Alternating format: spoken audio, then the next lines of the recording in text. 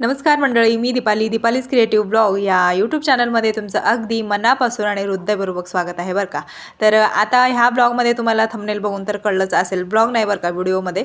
तर आता काहीतरी मस्तपैकी क्रिएटिव्हिटी करणार आहोत आपण. तर त्यासाठीच ना मी आता इथे अनुश्रीचा हा घागरा आहे बरं का. तर जे राजस्थानी स्टाईलमधला ह्याच्यामधला आहे ना, तर फॅब्रिक वगैरे डिझाईन त्याचं तेच आहे. तर तिला मी हे गरबा खेळण्यासाठी दसऱ्यामध्ये घेतलेलं होतं. तर ती काय 1-2 वर्ष घातली आणि आता तर घालतच नाही आहे, तसंच पडून होतं हे कपाटामध्ये. म्हटली आता हे घालत तर नाही, तर मग म्हटली की चला आता ह्याला परत रियूजमध्ये किंवा काहीतरी बनवूया आणि पुन्हा वापरात आणूया म्हणून असा विचार केला. आणि त्या दिवशी हा घागऱ्याला शोधून काढले आणि मस्तपैकी त्याचे जे बॉर्डर होते ना आतमधले, तर ते सगळे मी कट करून काढलेले आहेत. आणि असे ना त्या बॉर्डरला ना आतमध्ये असे लेसेस होते, तर ते सुद्धा मी कट करून टाकले आणि काढलेले आहेत, मला ते लागणार आहे. आणि त्यानंतरनं त्याचे 2 पार्ट असे घेतलेले आहेत, जे की आयताकारमध्ये आहे. मी आता इथे पूर्ण असं याचं मेजरमेंट सांगत नाही बरं का. तर अंदाजे मी घेतलेलं होतं, तर मला ज्या पद्धतीने म्हणजे जेवढ्या मापाचं मेजरमेंटच्या नुसार घ्यायचं होतं, तर त्या पद्धतीने घेतलेलं आहे मी. तर एक्झॅक्टली टेपनी वगैरे मी काही मोजलेलं नाही आहे.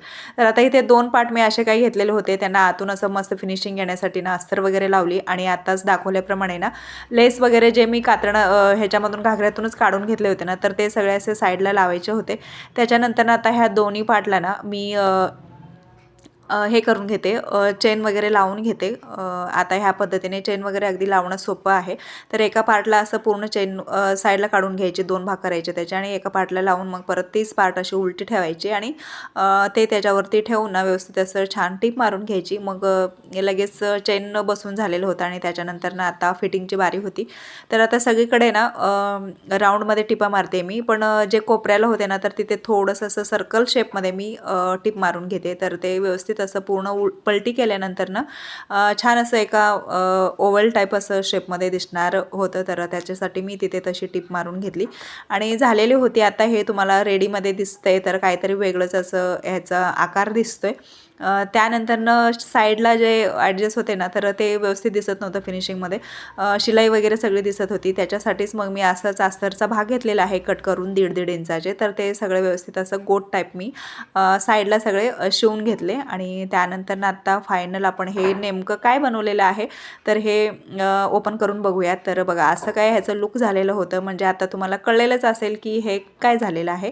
जे घागऱ्याच्या बॉर्डरला खाली लेसेस होते ना, तर ते कट करून मी असे काही लावलेले होते, तुम्ही मगाशी व्हिडिओमध्ये बघितल्या सारखं. तर बघा इथे असं मस्त ते असे लावून घेतले होते ना, तर ते असे काही बाहेर निघालेले होते. तर खूपच मस्त असतं, त्याच्यासाठी सुद्धा एक युनिक असं ह्या पर्सला ना लुक आलेला होता. आणि चेनसुद्धा लावलेली होती ना आपण, तर खूपच भारी झालेलं होतं हे.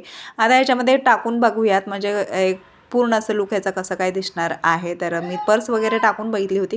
तर तुम्हीसुद्धा ना असे वेस्टच वगैरे असलेले जे पण नवीन असतात पण घालत नाही आहे, तर तशा पद्धतीचे वगैरे तुम्ही कात्रण वगैरे तुमच्याकडे असतील ना, तर तुम्ही नक्कीच असं बनवू शकाल. आता ना ही पर्स तर झाली होती, पण पर्सला हँग करण्यासाठी काहीच नव्हतं. त्यासाठी आधी तिच्या आर्ट बॉक्समध्ये ना हे मण्यांची अशी माळ होती.